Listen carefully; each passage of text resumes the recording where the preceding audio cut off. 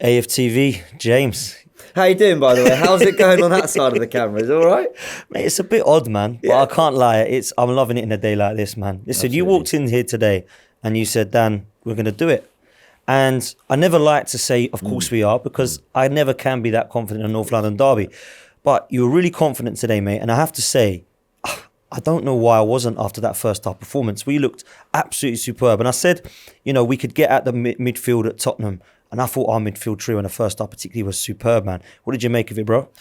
You know what? And I'm actually glad you brought up that I did come in feeling confident. I had a 25-minute walk from Highbury and Islington Station. I was listening to music and I was getting so hyped up for this. I was like, and through the week I was thinking, I hate this fixture. I hate going to their place. We never win. I don't like it. But my energy just changed. I thought, and I was saying it to my brother in the week and people I was talking to, and I'm forever Arsenal, they predicted a draw, thinking that we'd probably lose. But that was quite early in the week. And as we got closer, I thought, you know what, I'm feeling really good about this. And I'm glad that you're there to put it on record before Lee Judges gets at me on Forever Arsenal. My tone started to change because my head started to overrule, rather than just always thinking, but football, you know what it's like. My head started to go, hold on, we are a better team than them. If we just keep focused, we'll beat them. And that's exactly what we did. I thought that was a really significant performance from Arsenal. Now, there's something in me. It feels like it's match week 25, 26. It's not. It's only we're not even halfway through yet. I think we're a game away from halfway. And that is that's the little handbrake. But the two North London derbies out the way, 6 points done. We've won at the Bridge. We've won at Tottenham. We beat Liverpool.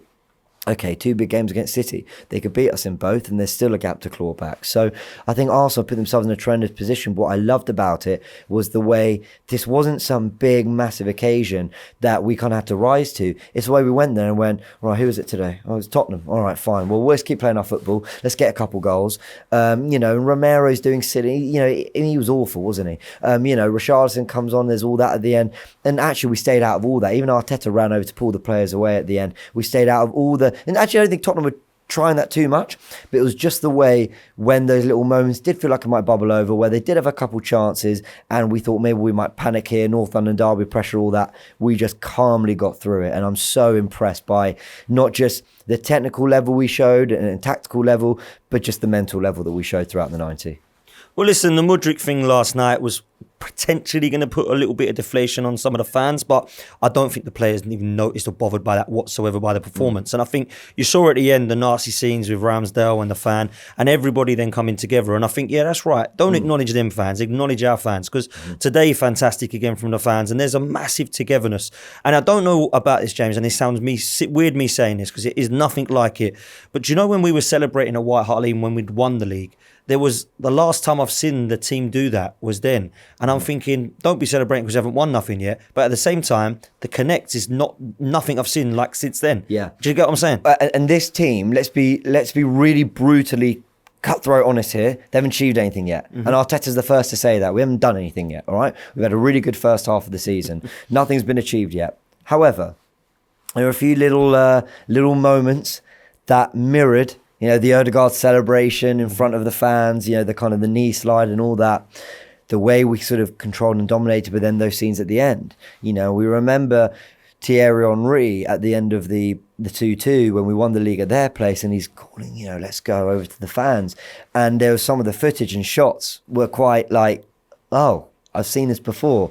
Now, they were the Invincibles. They won the league. They went and got it done. We haven't done anything yet.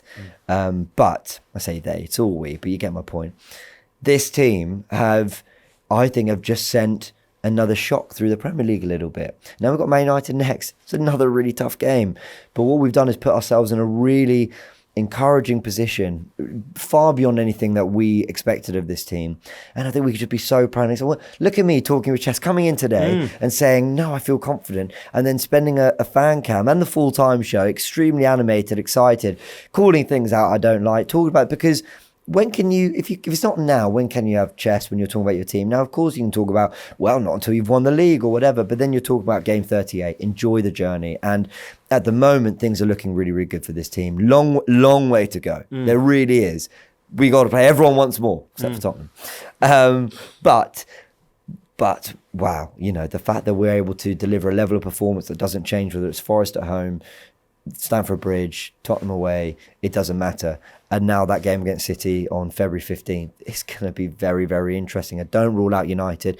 They won their derby this weekend, and they're coming to the Emirates confident, and they're in a title race, and Newcastle got their win. So there's still a lot of work to do. We still got to go to Newcastle, but wow, can we feel confident and happy with what the team's doing? Massively, man. Listen, let's talk about Martin Odegaard, because he's a player that, a few people have said, look, you need to deliver more, you need to get your goals, you need to get your assists.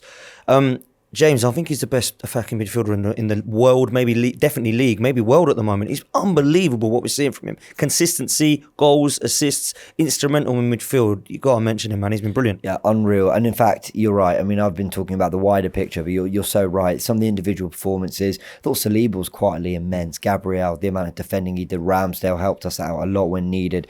Odegaard, Partey, Nketiah, what an unbelievable work ethic he displayed up front. But you're right on Odegaard, and we were actually giving him some praise during the watch along just before he got his goal, and you cut to us and we explained why. It's his body shape, it's the way he opens the pitch up, it's the way he just, some of those 1-2s, they're so crucial because they are, how do I put it? They're like morale killers. When you go to press a team and you think you've got them, and then him and Saka just couple 1-2s in around the corners and they're through, you're thinking, why did we bother? Why did we bother chasing? And that is, I think, the little things that Odegaard adds, that is massive. And he got his goal. He's been scoring goals all season. I'm super happy for him. And that was a real captain's performance as well. In the attacking side of the game, defensive, mentality, everything, he was brilliant.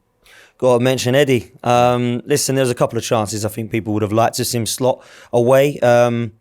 I thought his overall performance was great. Yeah. I loved the development I've seen in the player. In terms of his strength and off the ball, James, he is so much better, mate. He deserves a mention today. Unreal. And I will say, I think he should have done better with the 2 chances he had, but everything else was amazing. And look at the way we judge Gabriel Jesus. How many games without a goal? But it doesn't matter because of everything else he's been doing. We're not dwelling on those Eddie and Nketiah missed chances. Even if we didn't score our 2 goals, I don't think people would be taking away from Eddie's performance because of everything else he did. So I'm super happy for him. Fair play, man. Lastly, January transfer window is still open. Believe it or not, it is actually open, people. No, I won't go there. Listen, a couple of weeks of it left. What would you like to see happen and be realistic?